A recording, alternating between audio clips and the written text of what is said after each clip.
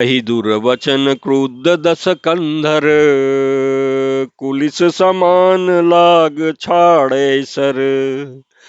नानाकार सीली मुख धाये, दिसि अरु बिदिस गगन मही छाए। पावक सर छाड़े रघुबीरा, छन मऊ जरे निशाचर तीरा। छाड़िस तीव्र शक्ति खिसियाई, बान संग प्रभु फेरि चलाई। कोटिन चक्र त्रिशूल पवारे, बिनु प्रयास प्रभु काटि निवारे। निफल होई रावण सर कैसे, खल के सकल मनोरथ जैसे।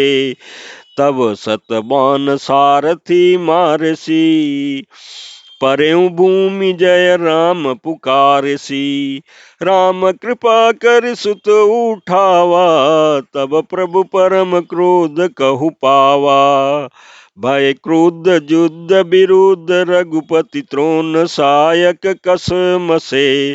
कोदंड दुनि अति चंड सुनी, मनुजाद सब मारुत ग्रसे।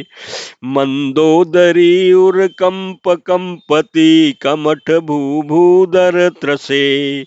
चिक्करई दिग्गज दसन गई, मही देखी कौतुक सुर हसे। तान्यउ चाप श्रवण लगी, छाड़े बिसिक कराल।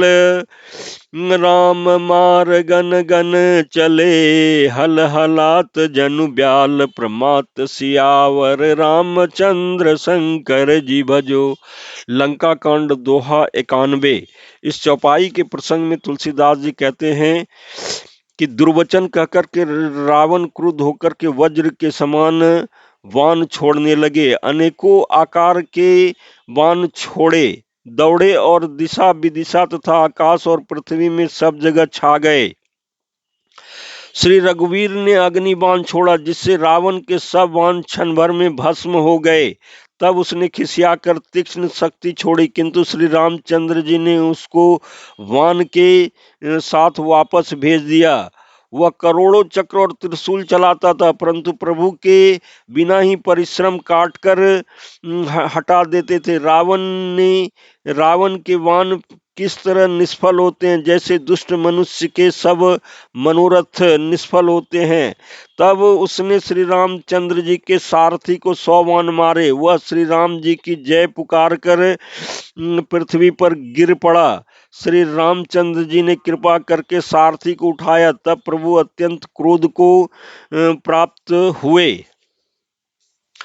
युद्ध में शत्रु के विरुद्ध श्री राम जी क्रोधित हुए। तब तरकस में बाण कसकसाने लगे, बाहर निकलने को आतुर होने लगे। उसने धनुष का अत्यंत प्रचंड शब्द टंकार सुनकर मनुष्य भक्षी सब राक्षस बातग्रस्त हो गए, अत्यंत भयभीत हो गए। मंदोदरी का हृदय कांप उठा। समुद्र, कच्छप, पृथ्वी और पर्वत डर गए। दिशाओं के हाथी पृथ्वी को दांतों से पकड़कर चिघाड़ने लगे। यह कौतुक देख कर के देवता हंसे। धनुष को कान तक तानकर श्री रामचंद्र जी ने भयानक बाण छोड़े। श्री रामचंद्र जी के बाण समूह ऐसे चले मानो सर्प लहलाते हुए जा रहे हों।